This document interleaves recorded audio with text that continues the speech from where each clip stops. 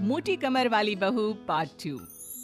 अरे याद है ना वो मोटी सी कमर वाली बहू? उनके दिन अभी भी नहीं फिरे। वो फिर एक बार अपनी कमर को लेकर चर्चा में है। कैसे? देखिए। क्या करूं, मेरी मोटी कमर का सब मजाक उड़ाते हैं। माँ जी तो ऐसे करती है जैसे मैं कोई डायन हूँ।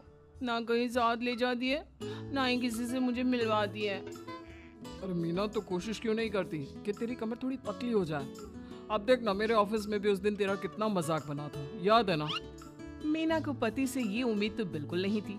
वो सोच में पड़ जाती है कि आखिर क्या लुक्स ही मायने रखते हैं? रिश्ते नाम की कोई चीज होती है क्या? पापा पापा मेरे स्कूल में फंक्शन है, सबके मम्मी पापा आएंगे, आप भी आना कल। अरे नहीं बेटा, कल तो मेरी जरूरी मीटिंग है, कल नहीं हो पाएगा बेटा। अरे मैं हूँ ना, मैं आ जाऊंगी। क्यों? नहीं नहीं माँ, तुम रहने दो। तुम्हारे लिए तो 2-2 चेयर लगाने पड़ जाते हैं और ऊपर से सब तुम्हारा मजाक बनाते हैं। ना बाबा ना, मेरे स्कूल में तो आना ही मत। मीना का दिल तो ये सोचकर और छोटा हो जाता है। वो किचन में जाती है और खाना बनाने लग जाती है। खाना बनाते बनाते उसे मुन्ने के जोर से रोने की आवाज आती है। अरे क्या हो गया मेरे बेटे को? मेरा बच्चा गिर गया है। कितनी बार कहा है कि भागा दौड़ी ना किया कर। मीना जल्दी से बच्चे को उठाती है, उसे कमरे में ले जाती है और सुला देती है। माँ कल मैं गिर गया था तो किसी ने मुझे नहीं उठाया, सब मुझे डांट रहे थे, लेकिन तुमने मुझे उठाकर यहाँ बेड पर लिटाया। और रात भर तेरी कमर में मालिश भी करती रही। तभी तो मैं आज स्कूल के फंक्शन में जा रहा हूँ, मैं तो कैसे जाता। अच्छा माँ, मैं जा रहा हूँ। बेटा स्कूल चला जाता है। उधर सास, बहू वो क्या है ना, आज मैंने घर में कीर्तन रखा है। तेरी कमर के कारण मैंने सबको बोल दिया है कि तू मायके गई है। तू जानती है ना कैसे तेरा मजाक बनाते हैं सभी। बहू कुछ नहीं कहती। पर माँ जी, कीर्तन में बैठने का तो मेरा भी मन था। हाँ तो किसी और शहर चली जाना जहाँ तुझे कोई जानता ना हो। वहीं किसी मंदिर में बैठ कर ले लेना हरि का नाम। अच्छा जा, जल्दी से काम पर लग जा। मीना को सास की बात पर रोना आता है, लेकिन देखिए किया भी क्या जा सकता है। हमारे यहाँ तो ये रिवाज है ना, जिसका चेहरा अच्छा वो राजा, नहीं तो सब रंग। घर में औरतें आने लगती है, सब एक एक कर कीर्तन में बैठ जाती हैं। अरे मुन्ना जा तो, किचन में मैंने प्रसाद बना कर रखा है, ले आ। अरे क्या क्या कर लेती हो बहन जी, एक तुम्हारी बहू है बस कमर का कमरा बनाए बैठी है। ये नहीं कि ससुराल में रहकर काम काज निपटाए, जब देखो तब मायके की हवा खाने पहुंची रहती है। तभी तो उससे कहती है, मैंने तो घर में मना कर दिया था कि कोई खाना नहीं खाना।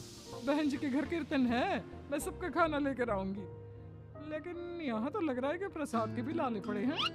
अरे कर देना पागलों वाली बात, खाना भी बना कर रखा है मैंने। अरे कमला, जा जाकर कीर्तन के बाद जो मैंने खाना बनाया है ना, सबको लगा देना।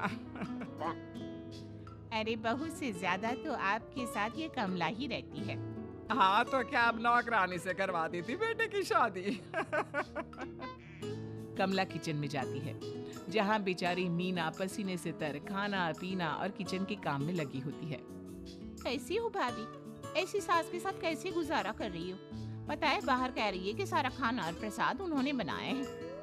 अरे कोई बात नहीं ना कमला, वो क्या है ना, मेरी कमर मोटी है, इसलिए वो मुझे किसी के सामने नहीं ले जा सकती हैं। अरे तो मैं कौन सी सुस्मिता सेन हूँ, लेकिन देखो मेरी सास मुझे कितने गर्व से मिलाती है सभी से। देखो मीना भाभी, आपको सबने ये बता रखा है कि आप अच्छी नहीं हो, सुंदर नहीं हो, लेकिन बात ये कि आपका चेहरा इतना प्यारा है कि क्या कहूँ। पता है भाभी, आपके चेहरे के नूर से तो सारा मोहल्ला रोशन है। मीना को बहुत दिनों के बाद किसी के प्यार के 2 बोल सुनने मिले थे। वो खुश हो जाती है और कमला से दिल से बात करने लगती है।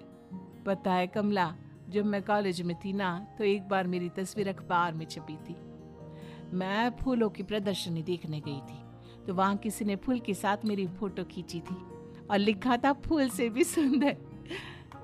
लेकिन अभी भाभी आप ऐसी हो, फूल से भी सुंदर।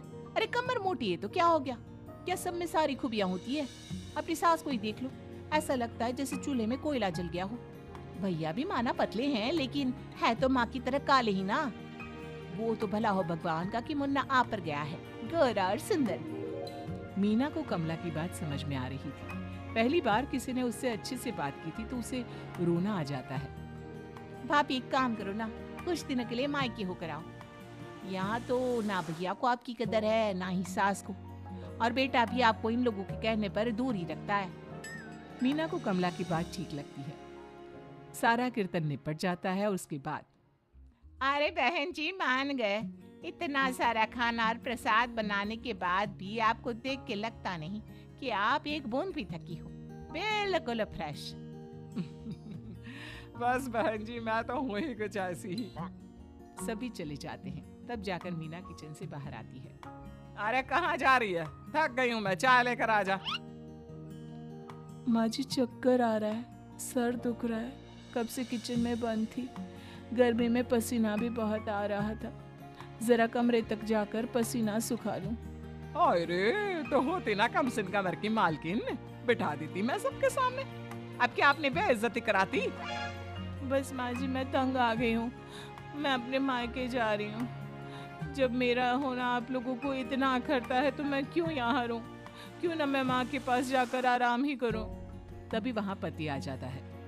देखो ऐसा नहीं है, लेकिन हाँ कुछ दिनों के लिए तुम जाना चाहती हो तो हो आओ, लेकिन यहाँ हम सबको तुम्हारी जरूरत है। मीना पति की इजाजत के बाद मायके जाती है, लेकिन वहाँ भी भाभी। अरे मीना दीदी आज ही आना था क्या आपको? आज तो मेरे मायके वाले आ रहे हैं। दीदी आपकी कमर का मजाक फिर बनाएंगे वो लोग। अरे मीना एक फोन तो कर देती आने से पहले। अरे मीना क्या हाल बना रखा है शरीर का, कितनी प्यारी बच्ची थी हमारी, क्या हाल कर लिया। मीना को दुख होता है। वो घर के अंदर जाती है जहाँ दीदी आप तो दलिया लेंगी ना, सबके लिए वैसे आलू के पराठे बने हैं। मैं जानती हूँ आपके फेवरेट हैं आलू के पराठे, लेकिन अब आपका शरीर ऐसा है कि आप तो दलिया ही खाओ। मीना को समझ में नहीं आ रहा था कि ये क्या हो रहा है। हर कोई जो अपना है वो क्यों उससे ऐसा व्यवहार कर रहा है। मीना दुखी होकर पास में रहने वाली अपनी सहेली के घर जाती है। सहेली का पति बोल पड़ता है, अरे ये कौन है? कौन है ये? मुझे इसी की तो तलाश थी। मीना उसके पति के इस तरह के रिएक्शन से परेशान होकर वापस जा रही होती है कि अरे मीना बिना मिले ही जा रही हो?